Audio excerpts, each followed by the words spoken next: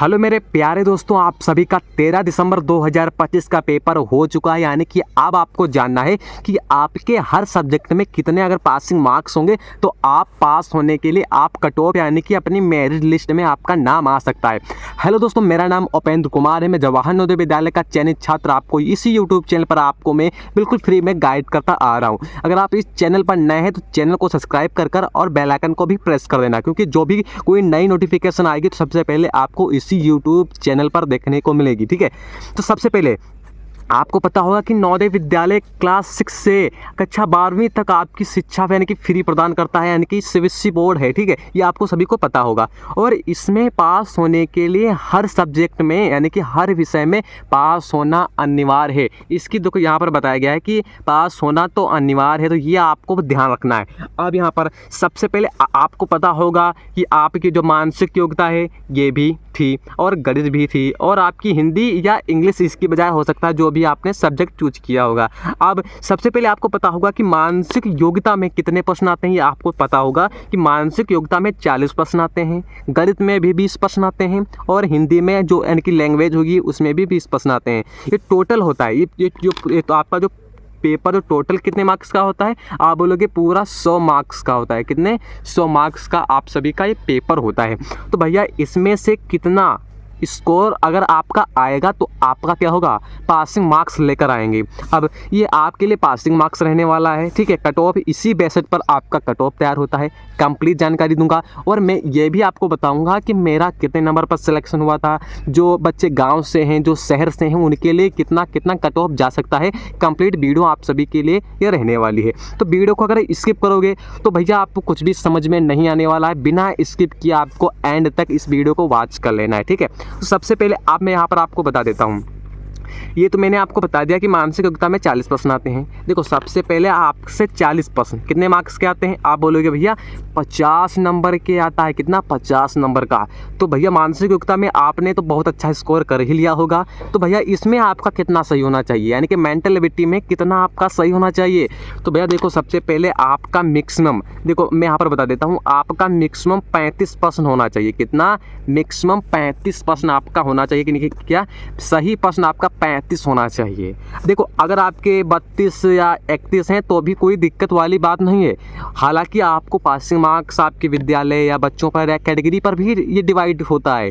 जैसे आप कैटेगरी क्या है, ओबीसी है, जनरल है, या आप एससी एसटी से आते हैं। ठीक है, अब यहाँ पर गणित, इसके बारे में कंप्लीट जानकारी आपको मैं बता दूँ, उसके बाद में बताऊँगा कि किस कैटेगरी में कितना कट ऑफ जाने की संभावनाएँ रहती हैं।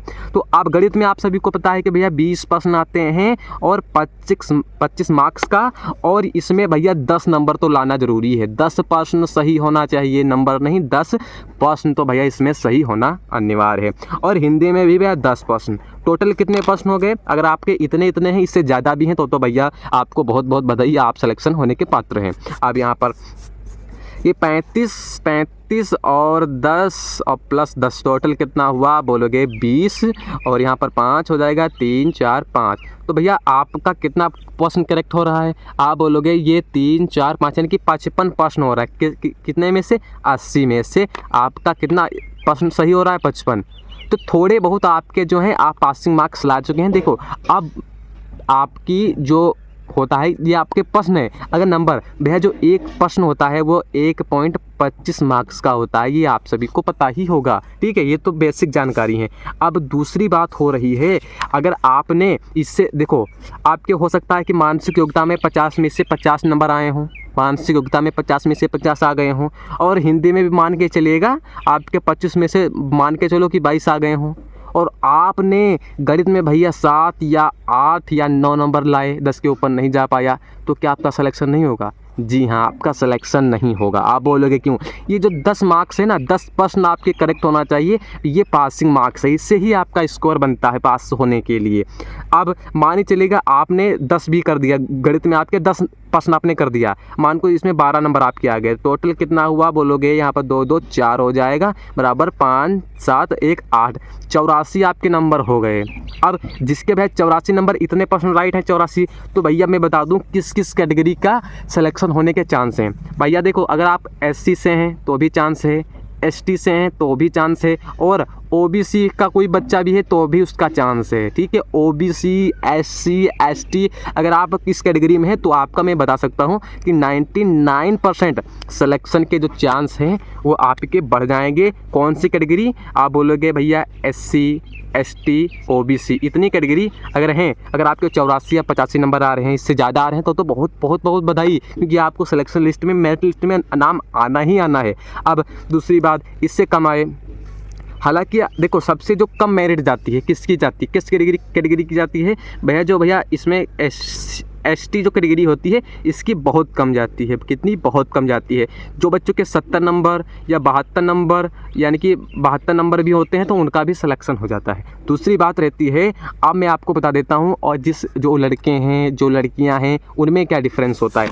उनमें बस इतना ही डिफरेंस होता है, अगर आपके 85 नंबर है, मान के चलो, ठीक है, आपके 85 नंबर हैं क्या, बॉय, ठीक है, बॉय, और आपके इतने नंबर हैं, और मान के चलेगा लड़की, ठीक है, यहाँ पर मैं लिख देता हूँ लड़की, और लड़की के मान के चलोगे आपसे 82 नंबर हैं तो किसको भाई लिया जाएगा? तो मैं बता दूं भैया कि लड़की को ही लिया जाएगा। अगर आपके इतने नंबर हैं, अगर सीट एक खाली है तो लड़की को पहले लिया जाएगा, क्योंकि उसके 2 ही नंबर कम हैं, और लड़कियों का ज़्यादातर सिलेक्शन हो जाता है, बेसिकली कम नंबर पर भी हो जाता है।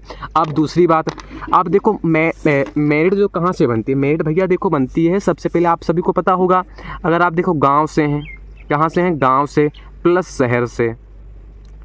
देखो इसकी जो कट ऑफ रहती है थोड़ा डाउन रहती है, और इसकी थोड़ा ऊपर चली जाती है। अगर आपके इसमें 80 नंबर पर भी सिलेक्शन हुआ है तो इसमें मान के चलोगा 87 या 88 नंबर पर इसकी कट ऑफ जाती है। अब नवोदय विद्यालय का क्या करता है?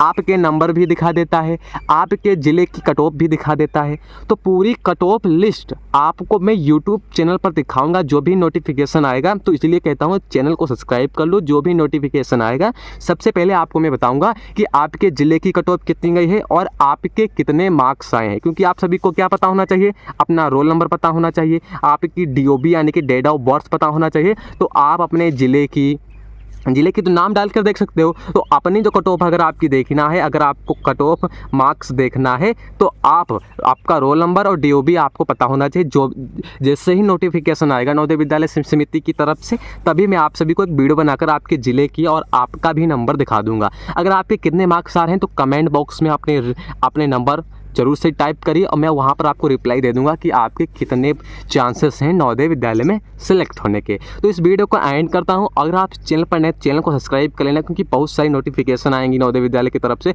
सबसे पहले उनका जो अपडेट है वो सबसे पहले आपको इसी यूट्यूब चैनल पर देखने को मिलेगा। तो चैनल को सब्सक्राइब कर देना, और आपके कितने मार्क्स यानी कि नंबर आ रहे हैं उसे कमेंट करना ना भूलें। तो मिलते हैं ऐसे ही नेक्स्ट वीडियो में। तो जय हिंद, वंदे मातरम।